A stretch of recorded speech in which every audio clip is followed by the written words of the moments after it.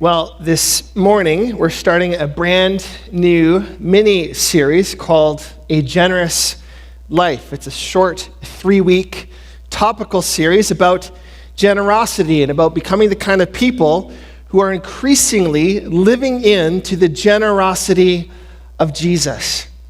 Living generously, not just with our finances, though that is a big part of it, but living generously with 3 things in particular. This is what we're going to talk about in our series. 3 things: our time, our talents, and our treasures. Our time, our talents, and our treasures. This morning we're going to talk about how to be generous with our time. But first, to kick the conversation off, some art for you. Let's see how this goes. Here's my art, okay? Ooh, what is it? Mr. Stick Figure. Are you impressed by my art? You don't want to play Pictionary with me because it gets pretty ugly. And here's what I want you to do as we look at my beautiful art. I want you to think of a generous person represented by Mr. or Mrs. Stick Figure here. Someone from your life who you would say lives, or maybe lived if they're no longer with us, a generous life. Giving, yes, of their finances and their resources, of their treasures, to bless others and to further God's kingdom, but also who gave or give of their time and their talents. They live a holistically generous kind of life. Does anyone come to mind for you? You have a person that comes to mind? Hope so. I know there are people in our church, for me, that come to mind as I think about that for sure. But let me ask you this, now that hopefully you have someone in your mind. How would you describe that person? Like, what are some of their qualities or characteristics, or what are some values, principles that they live with or lived with that you think maybe contributed towards their generosity? What are some of their traits? I actually want you to shout some out at me, things that you think contributed towards their, or contribute towards their generosity, towards them being a generous person. What might be some traits of these people? Just shout them out at me. Not all at once, though, because I got to take notes. Accepting, okay? They welcomed others, very accepting with their time, yeah. What else? Empathetic.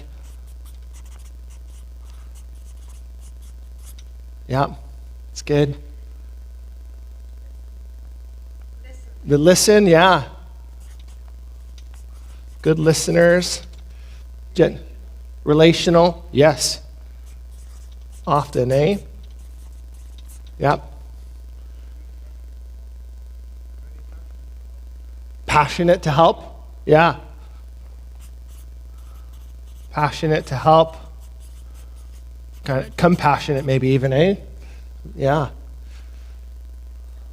Selfless, good one. Yeah. Few more. Grateful, yes. Yeah, gratefulness often leads to deeper generosity, doesn't it? Humble, love it. Obedient, love it. Maybe not always feeling like being generous, but choosing to be. Yeah. 1 or 2 others? Sorry? Accommodate? Yeah. Okay. Accommodating. They're hospitable. I don't know if I wrote that right, but one more. Forgiveness. Forgiving, yeah. Being generous with kind of gracious towards people and their understanding of things and extending forgiveness. It's good. Very good. Quite the list, isn't it? I know that we could list a lot more too. We could keep talking for sure. But as we look at this list, I want you to imagine what your life could look like. What our life could look like, what our church together could look like if we increasingly lived into this list and other things that we could add to the list together. Imagine the way that God could use us. Imagine the kind of generosity that would flow from us. What could your life look like? How might it be different if you lived more fully into a list like this, being generous with your time, talents, and treasures in these ways and more? Well, that's what we want to talk about in this short series, starting this morning by talking about how we can be generous with our time. Generous with our time. The Greek philosopher Theophrastus once said that time is the most valuable thing a man or a woman, a person, can spend. Time is the most valuable thing a person can spend. Not money, but time. Why? Well, because unlike money, you can't earn more time, right? Once it's gone forever. Like I think we'd all agree, money's great, and we could all stand to have a little bit more of it, no doubt. But time is something that you only get to use once. And so time then is one of the most valuable things a person can spend or give to others in service of God and in service of neighbor. And there's lots of ways that we can give our time, right? Whether we're talking about volunteering somewhere, volunteering perhaps at the church, serving others in practical ways, meeting people's needs, investing in others, listening to others, accepting others, discipling others, praying with others, caring for people in practical ways, using our talents and the gifts that God has entrusted to us to help build God's church. There's lots of ways that we can use our time and be generous with our time towards others. In fact, I was thinking about that this morning. You know, being a portable church in the winter is not fun. It's not fun in the summer either, by the way, but it's especially not fun when there's snow on the ground and our truck is breaking down, battery's not working, needs a boost, the locks are frozen, you got to get the de-icer to open it all up and all of that. It's a bit of a gong show some January and February mornings, and yet Colin went early to get the truck. He spent his time this morning, invested his time in order to serve you and I as our church. And Braden and the band were here first Sunday in the new year, practicing songs right to the wire, as Braden often does, right till about 10:30, making sure that the songs make sense, that they flow together well so that they can lead us into a space of worship together. People were here setting up. There will be people here tearing down afterwards, investing their time to bless you and to bless me, to bless this church. Is just a practical way that we can serve and be generous with our time. And I'm grateful for those who do that on a regular basis. Nicole with our coffee. We can't forget coffee in the morning. My goodness, we need coffee. And then we realized we didn't have enough cups. And I think someone brought cups. And the joys of being a portable church. It takes a village to run a church. But generosity with our time is something we just don't think an often lot about. But one of the main challenges or barriers, I think, for many of us when it comes to being generous with our time, right, is that we're just too busy a lot of the times, aren't we? Sure, some of us, some people might be a little bit too selfish or a little bit too lazy, a little bit too maybe tired, or maybe even a little bit too prideful to give generously of their time. But for most of us, if we're honest, the main barrier towards being generous with our time is that we're just too busy. Whether it's too busy with our work, in our careers, our demanding jobs, pull us away from being able to serve others with our time outside of work, or too busy maybe with school if we're students, or too busy with our families if we're parents, tending to our kids, whether it's changing diapers or being a taxi driver or taking kids to sporting events or whatever it may be. For many of us, we're just too busy with the hustle and bustle of life to give generously of our time, or so we think. It's one of the main barriers towards being generous in life with our time. We're just too busy, and as a result, often too stressed.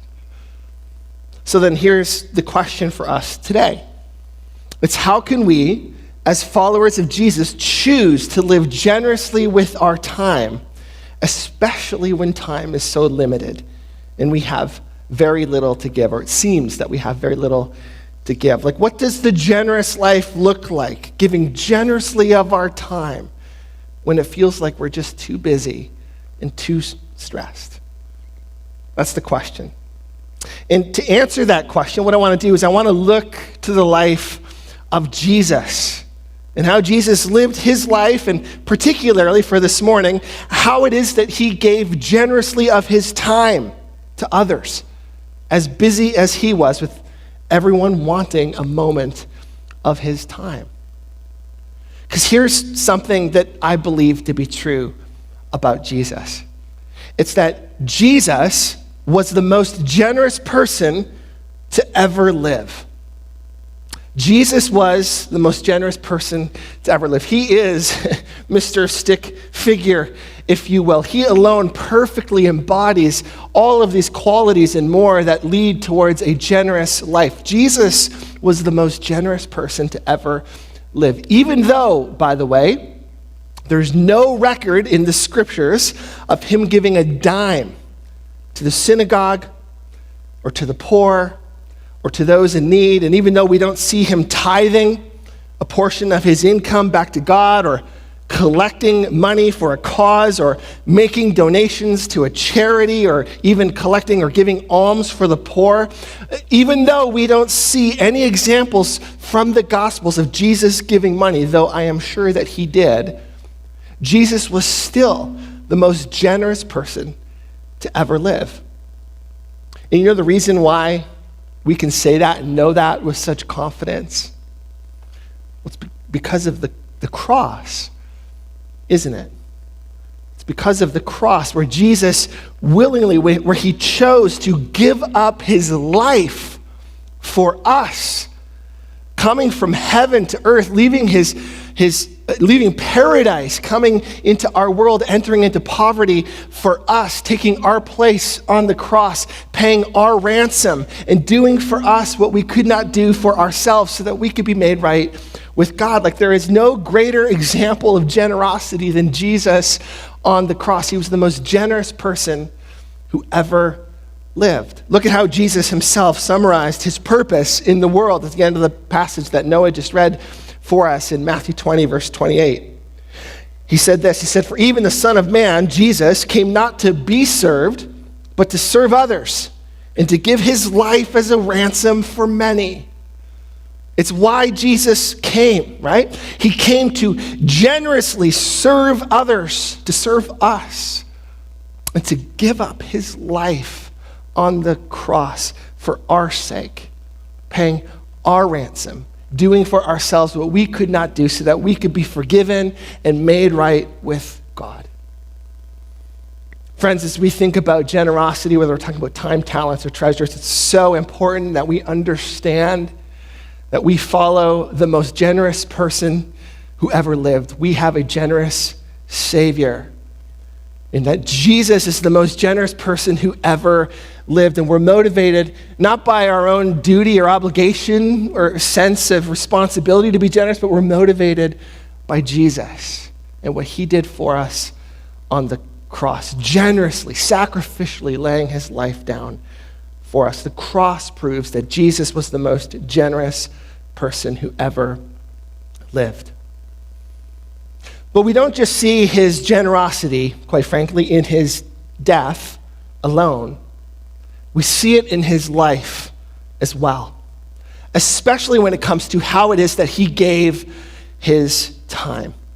And there's lots of examples that we could look to from the life of Jesus, but this morning I want to share just 4 things that we see from the life of Jesus when it comes to him being generous with his time.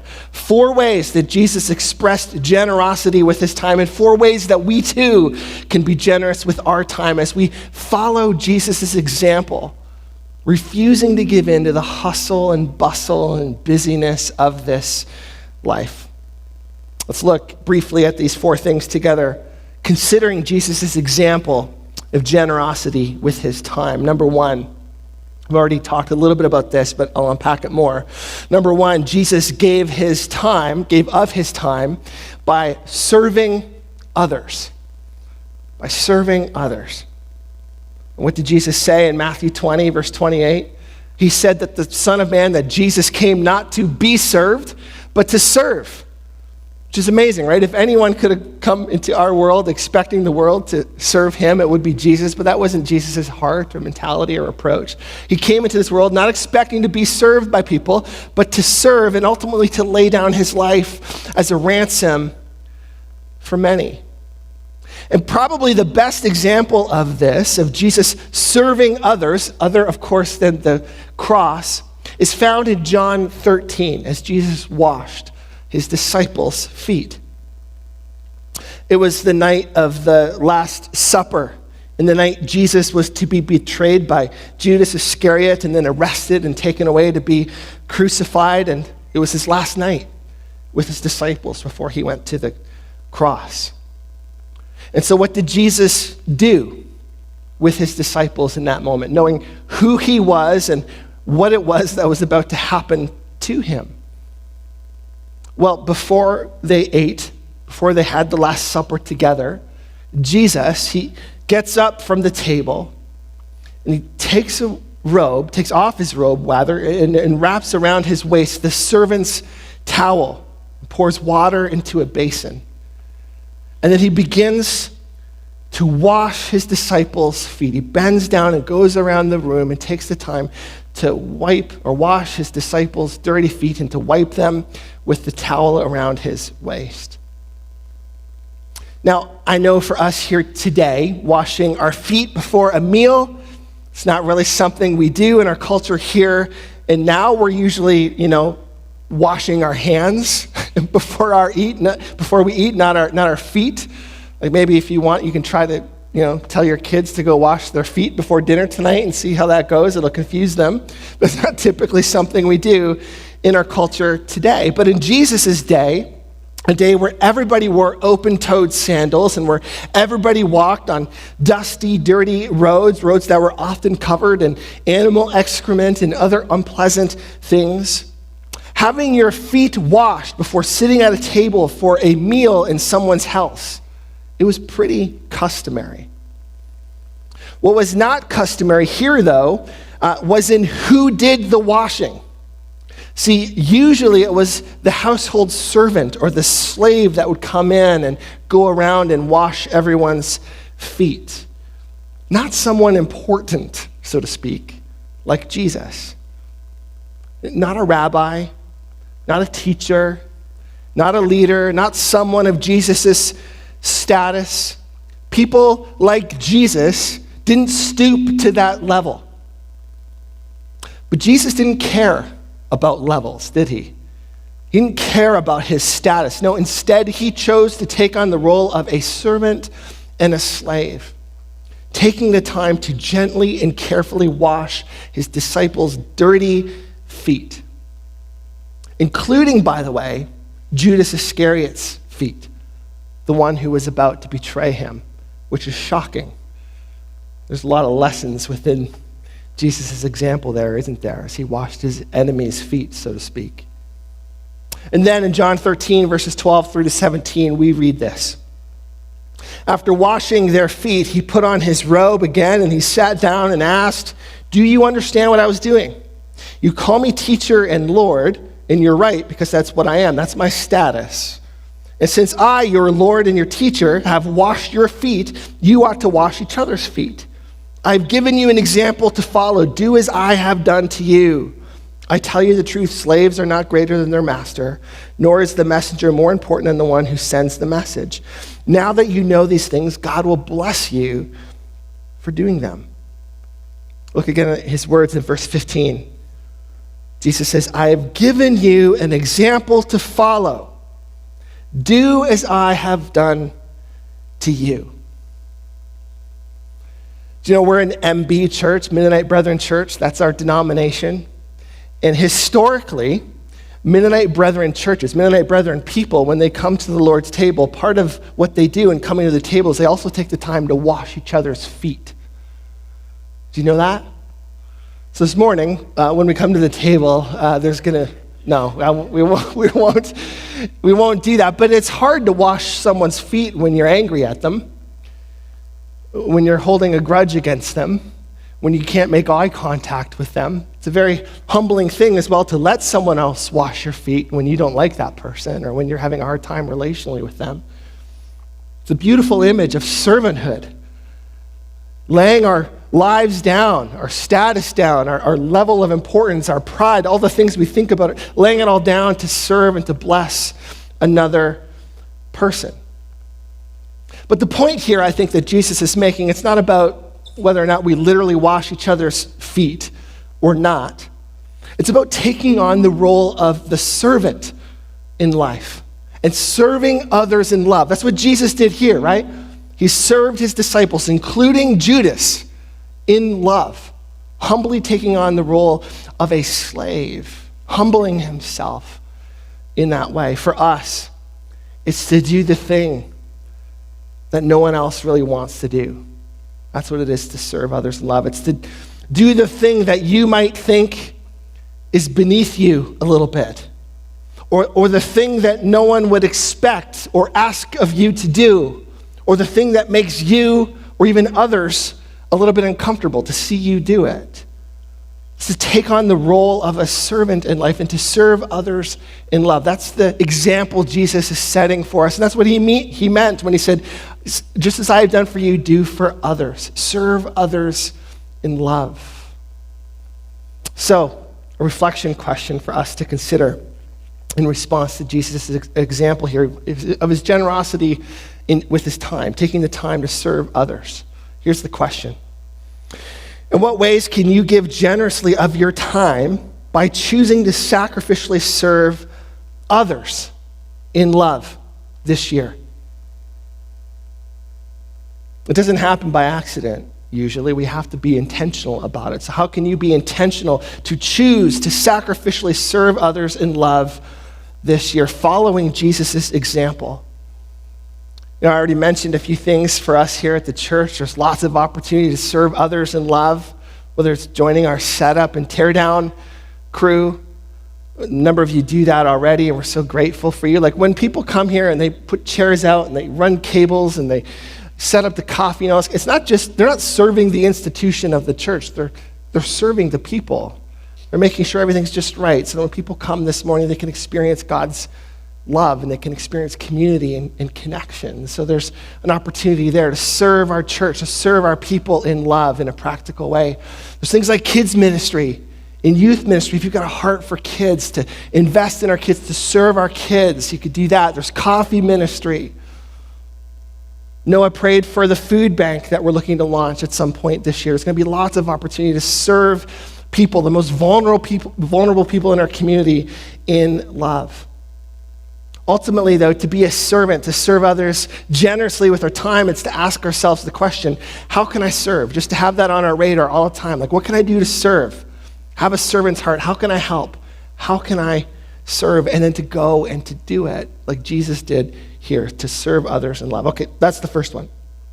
We see Jesus being generous this time in the way that he served. Second way we see Jesus generously giving of his time was by investing it in others. Being intentional to teach and to train, to disciple, and to spend time with others, particularly his disciples, and those that he chose and handpicked to pour his life into. In Mark 1, verses 16 through to 18, we read about Jesus' intentionality like this. Mark 16, 1 verse 16 says this, "One day, as Jesus was walking along the shore of the Sea of Galilee, he saw Simon and his brother Andrew throwing a net into the water, for they fished for a living. Jesus called out to them, 'Come, follow me.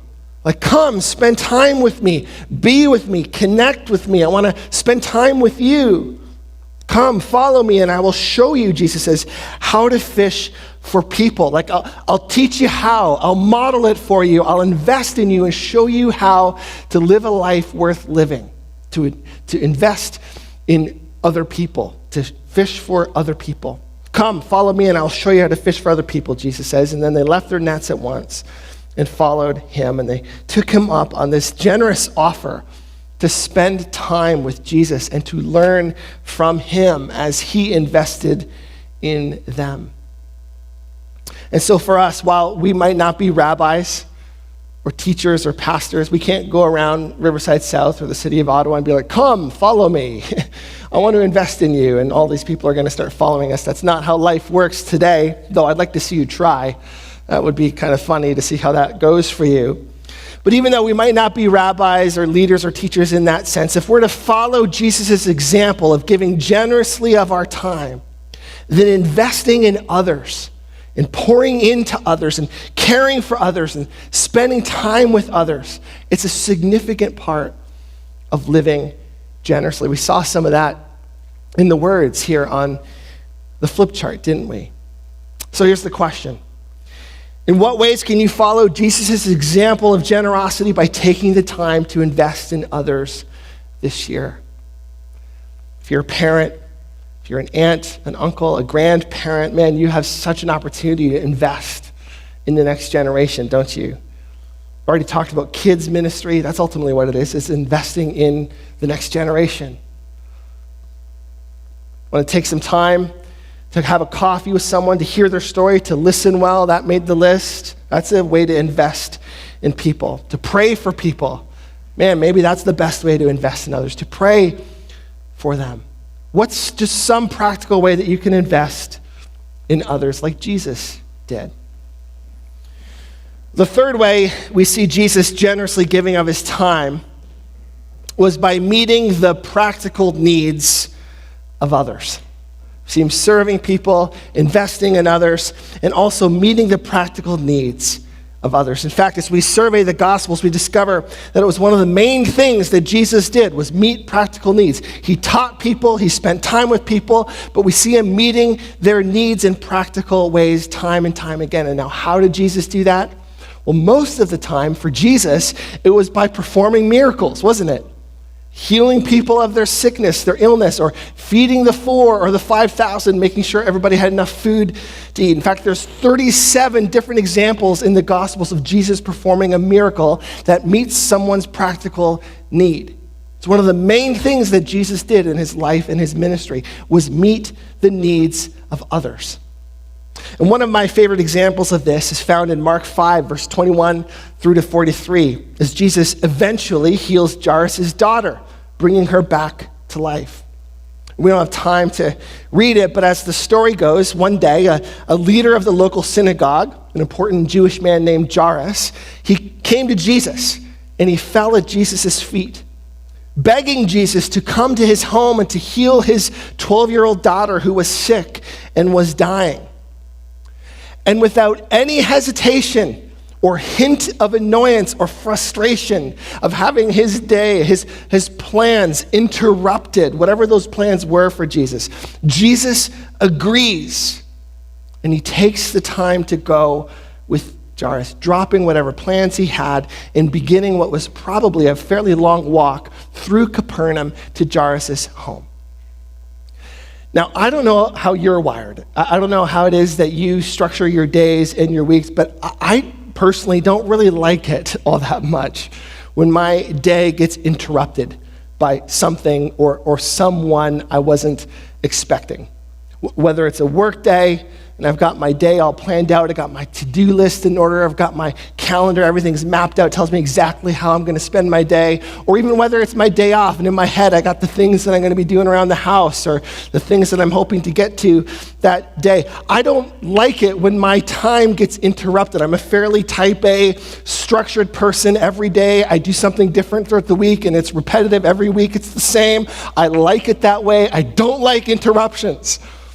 And so when someone pops into my office or makes a phone call or something happens at home unexpected or there's an email that comes in that's urgent, externally you might look at me and think like, oh, he seems chill with it, he's cool with it, like he's responding, he's not angry.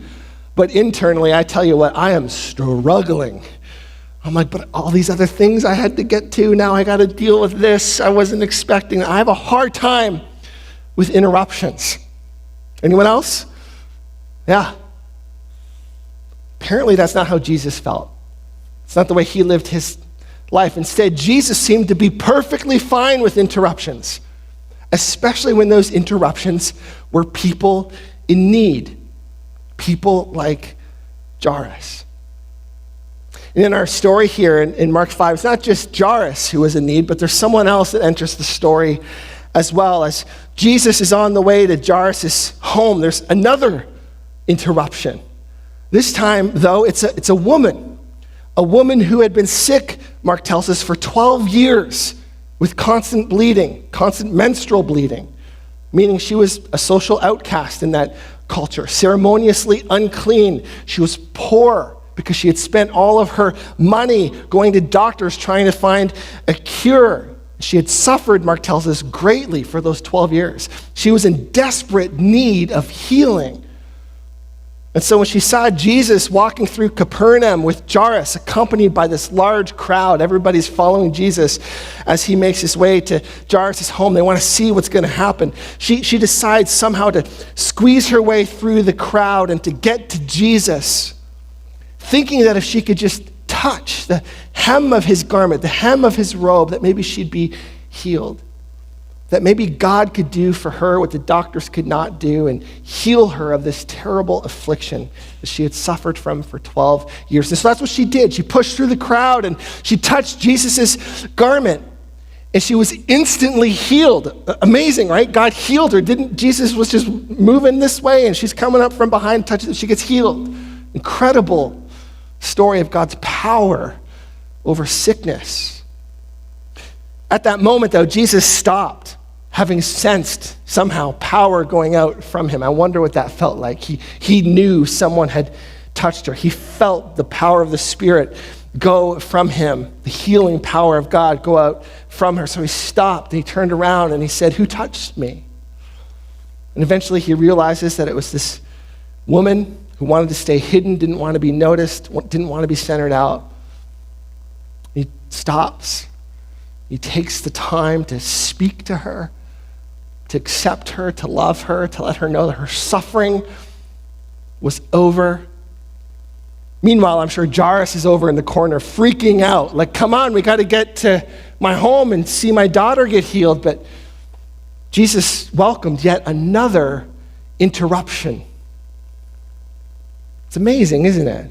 Jesus seemed to be perfectly okay with interruptions as long as those interruptions were people in need.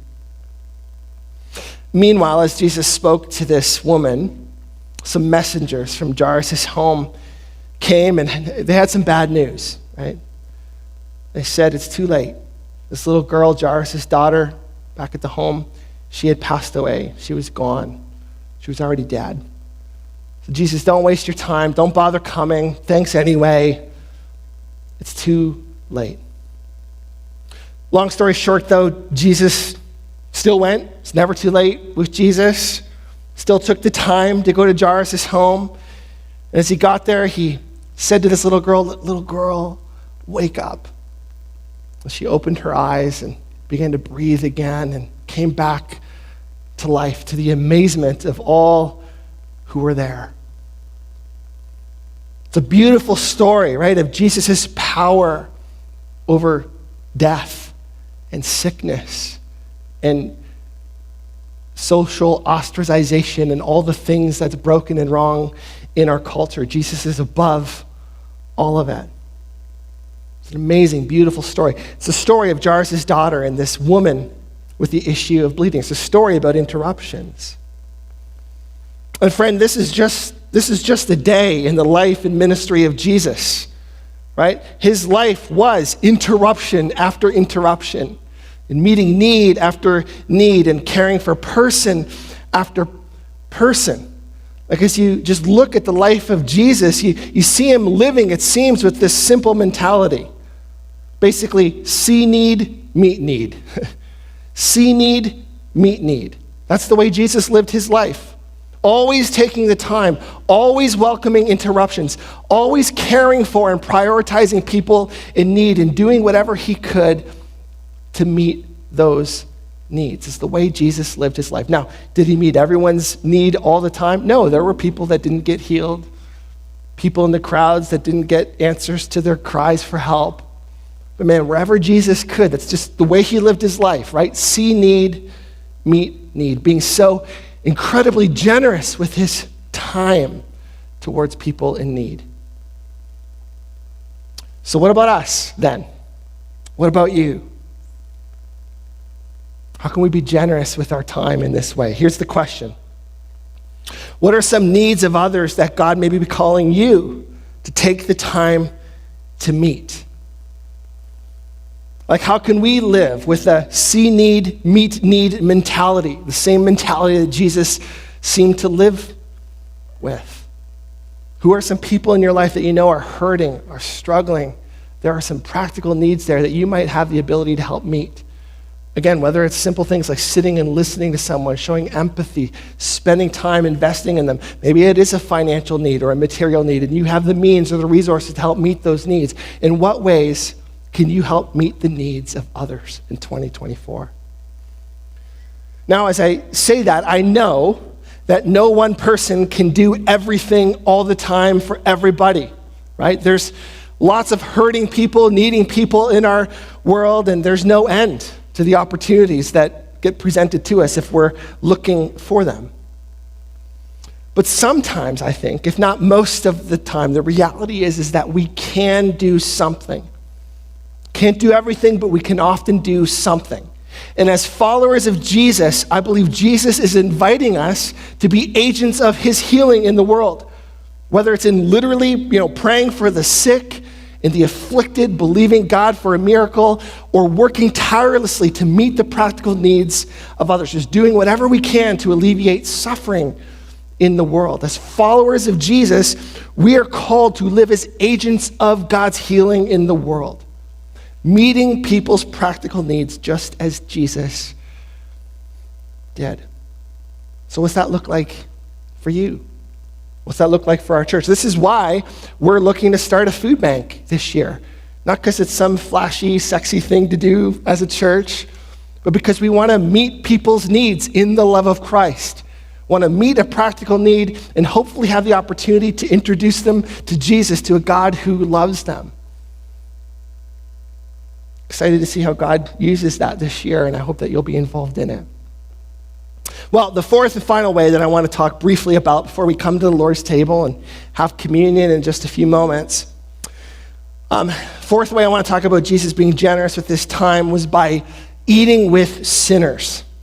Eating with sinners and spending time with people who other people didn't have time for or wouldn't make time for.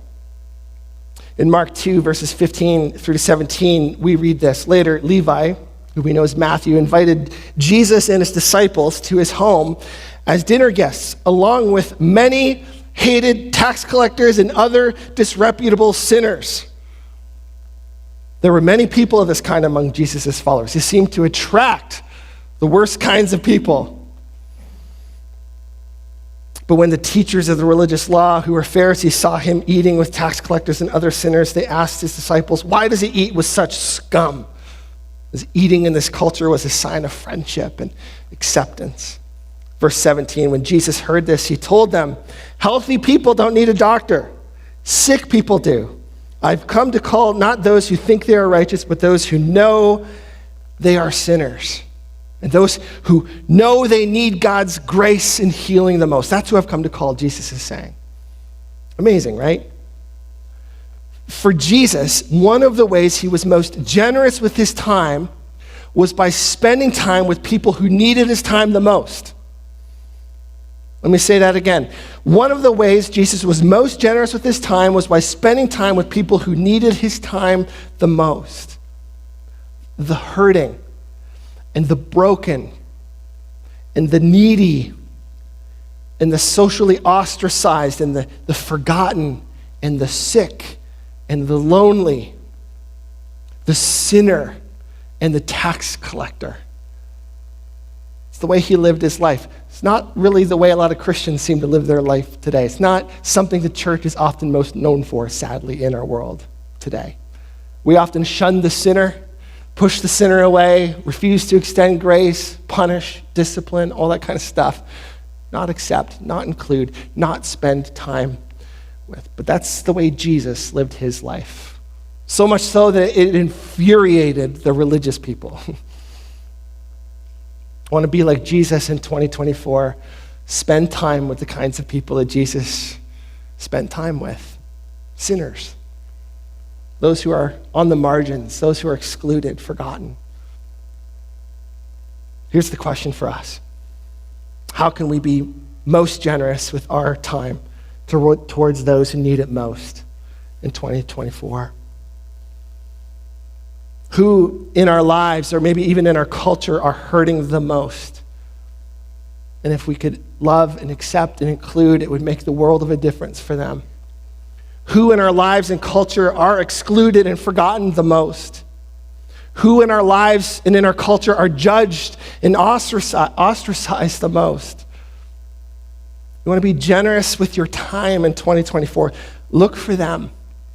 On Sundays when you show up, look for the person who's sitting on their own and doesn't have someone else sitting with them, and go and introduce yourself and say hi. When you show up on Sundays, don't just go to your group of friends and the people that you know, but spend some time looking for others. Have your eyes open to others who maybe look a little bit uncomfortable, those who are new, those who are maybe struggling to fit in, those who maybe don't look like you or seem like you in whatever way.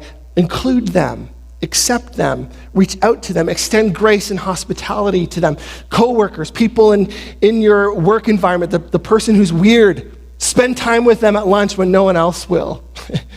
Invite them out for drinks after work when no one else does, or whatever it is that you guys do. Be the person who loves and accepts the people that no one else loves and accepts, because that's the way Jesus lived his life. He was generous with his time towards those who needed him the most, needed to be included the most. It can be messy.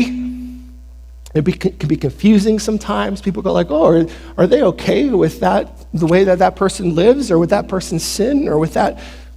People will draw their own conclusions. It can be messy, but it was messy for Jesus too. How can you be generous with your time towards those who need it the most in 2024?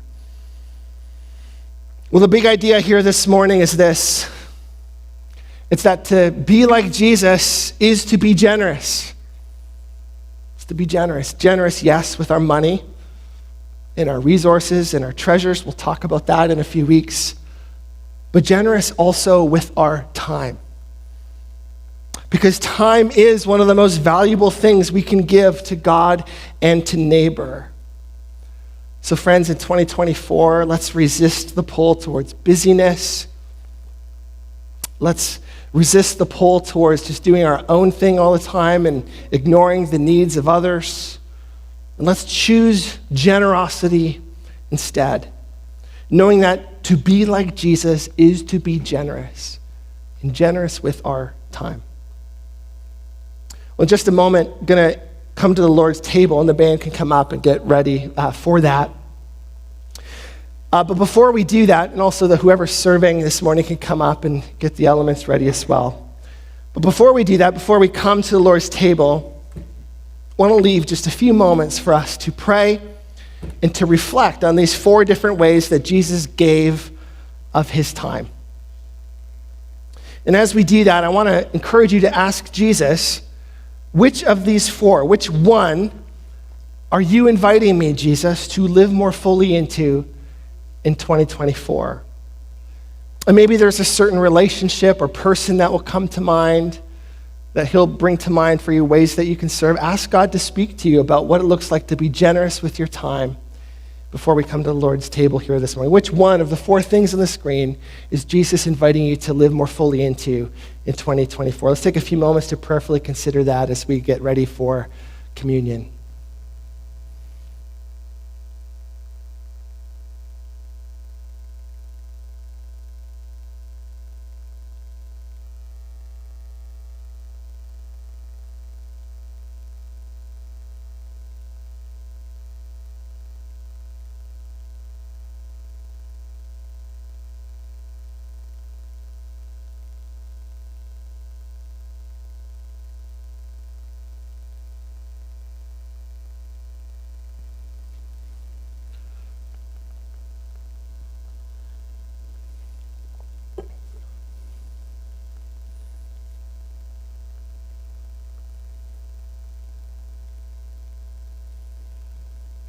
Well, Lord Jesus, we want to be people who live our lives patterned after your life.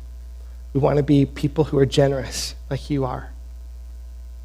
We thank you for the cross and your generosity towards us. Sinful, broken people who don't deserve it, people who abuse your grace, who abuse your generosity, who don't appreciate it nearly enough, but you continue to extend your generosity and grace to us anyway. I pray as we talk about generosity this month that we'd be people who would be motivated by the gospel, by what it is that you did for us on the cross, not operating out of a sense of obligation or duty, but in response to the cross, in response to what it is that you've done for us, in obedience to you. And so this morning, as we think about being generous with our time, I pray that you'd speak to each person.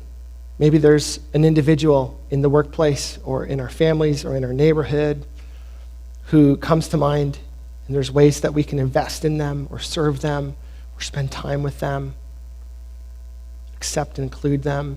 Maybe there's ways we can volunteer here in the church or in some other organization that we're not currently involved with just yet, ways that you're calling us to be more engaged, to serve of our time in that way.